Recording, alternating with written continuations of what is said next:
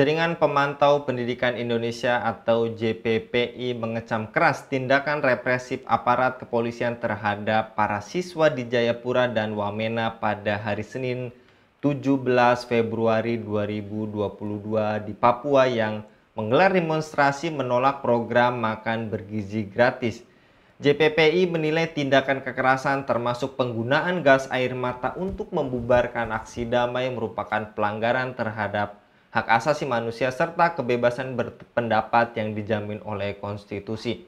Selain mengecam tindakan tersebut, JPPI juga menyoroti ketidakpedulian pemerintah terhadap tuntutan siswa Papua yang menginginkan pendidikan bebas biaya sepenuhnya dan berkualitas.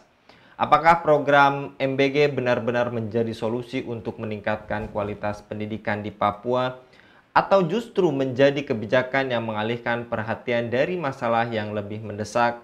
Lantas, bagaimana respon pemerintah terhadap kritik yang menyatakan bahwa program makan bergizi gratis mengabaikan kebutuhan dasar pendidikan gratis dan berkualitas yang seharusnya menjadi fokus utama?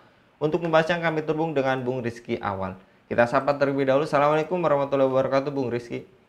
Waalaikumsalam warahmatullahi wabarakatuh, Mas Anggi dan teman-teman dari Kelapa News dimanapun berada. Mudah-mudahan tetap sehat, tetap berakal sehat, tetap waras di tengah-tengah ketidakwarasan kebijakan yang terjadi pada hari ini, teman-teman semua. Amin, Masya Allah, Bung Rizky. Dan kali ini kita membahas lagi-lagi program makan bergizi gratis.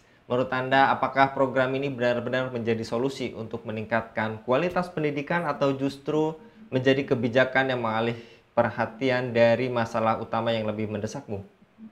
Kalau disebut apakah termasuk ini solusi, ya ini solusi makan siang. Jadi jadi jadi ketika siswa lapar, ini solusi gitu. Tapi apakah meningkatkan kualitas pendidikan, belum tentu gitu ya.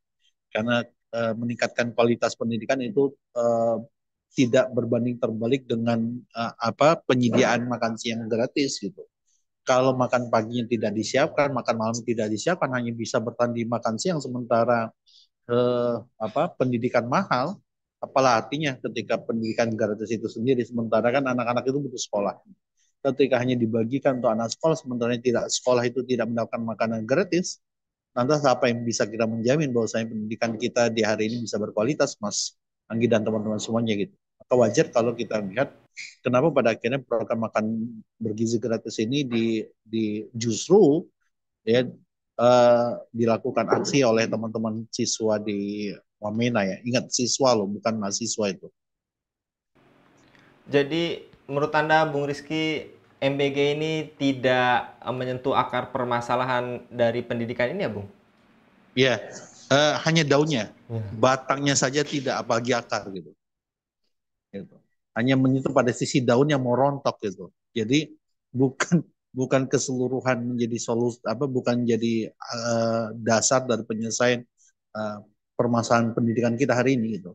Karena kita lihat Pak Jokowi 10 tahun yang lalu mencanangkan revolusi mental, yang kita bisa melihat hasilnya juga banyak yang mental juga gitu. Anak-anak ketika ditanya tentang negara Eropa, jawabannya Garut misalnya. Itu sesuatu yang menurut saya kan sangat tidak masuk di akal, apalagi ketika eh, Gubernur Jawa Barat terpilih itu bertanya kepada salah satu anak yang usia SMA, ketika ditanya kalau 2 tahun itu kalau 1 tahun 12 bulan, berapakah 2 tahun itu? Nah, itu ketika anak SMA itu tidak bisa menjawabnya, kita melihat beginilah kualitas pendidikan kita hari ini. Kemudian, apakah program makan bergizi gratis bisa efektif jika pada saat yang sama efisiensi anggaran besar-besaran yang diperlukan untuk merealisasikannya justru berdampak negatif pada sektor lain seperti yang terjadi saat ini, pemutusan hubungan kerja bagi para wali siswanya, Bung? Iya kan, saya bilang tadi, kalau hanya bisa diberikan hanya bisa dimampukan untuk makan siang, itu hanya untuk dikasih makan siang. Sementara makan pagi dan makan malam orang tuanya itu nggak ada uang, karena susahnya nyari uang sementara. Dan kita tahu sendiri, Mas Anggi, ada di tahun yang lalu saja ada puluhan ribu tenaga kerja yang diputus hubungan kerjanya, PHK kan gitu. Dan mengikuti ada tagar yang lagi viral hari ini, yaitu kabur aja dulu, di mana banyak orang-orang yang punya pengalaman kerja atau kualitas skill tertentu itu tidak dijamin secara layak nilai kerjanya, sehingga mereka lebih memilih untuk aman untuk tinggal di luar negeri dibandingkan mereka mengenyam pekerjaan di dalam negeri.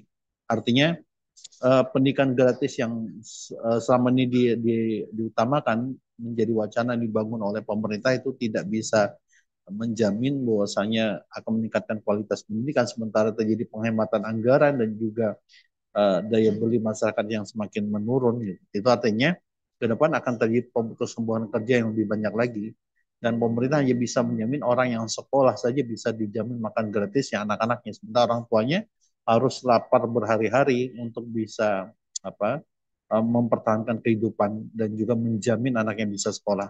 Itu Mas Anggi. Bahkan data dari Bung Imam Ghazali dari Aliansi Buruh Indonesia kemarin menyatakan hampir 100 juta angka pengangguran sekarang terjadi. Dan menurut Anda, apakah ada langkah strategis yang lebih inklusif dan merata dalam menjamin kesejahteraan masyarakat tanpa mengorbankan hak anak-anak untuk mendapatkan pendidikan yang layak dan berkualitas, Bung? Kalau disebut langkah strategis apa ya? Eh, Tidak ada langkah strategis ya. Artinya menurut saya kita pasrah lah gitu. Dengan kondisi yang ada hari ini pasrah. Karena apa? Mau diberikan solusi apapun itu akan berdampak sistemik gitu. Karena solusi satu itu belum bisa menyelesaikan solusi yang lain. Dan solusi yang lain ketika digabung dengan solusi ini tentu tidak akan bisa menyelesaikan solusi yang lain yang saling sambung menyambung gitu. Nah, ibarat kata ketika seseorang itu hanya sebenarnya dia punya penyakit komplikasi yang cukup fatal, hanya diberikan obat flu saja, maka itu tidak bisa menyelesaikan masalah, karena obat flu hanya bisa menyelesaikan sisi flu-nya saja, tapi nanti akan menimbulkan penyakit yang lebih dampak yang lainnya gitu. Kalau saya sebut apakah ada strategi yang lain untuk bisa menyelesaikan atau mengembalikan kondisi martabat bangsa, tentu pemerintah itu harus menyerah gitu. Dalam arti kata tidak lagi berpikir menjalankan sistem yang ada, tapi mengubah sistem yang ada gitu. Itu pun kalau pemerintah berani untuk menjadikan masyarakat lebih sejahtera dan lebih adil gitu. Kalau tidak berani untuk meningkatkan kesejahteraan rakyat dan pendidikan yang adil dan keadilan hukum dan ekonomi, ya sudah kita akan terus berada di jalan di tempat gitu. Meskipun solusinya yang ditawarkan pun itu dibilang baik, itu hanya untuk sesaat saja, karena pada faktanya sistem kita hari ini yang terkait dengan kepemimpinan demokrasi yang hari ini tentu akan berdampak fatal gitu. Kalau kita hanya memberikan solusi satu sisi tapi nyatanya tidak memberikan uh, masalah, tidak bisa menjawab semua masalah yang ada.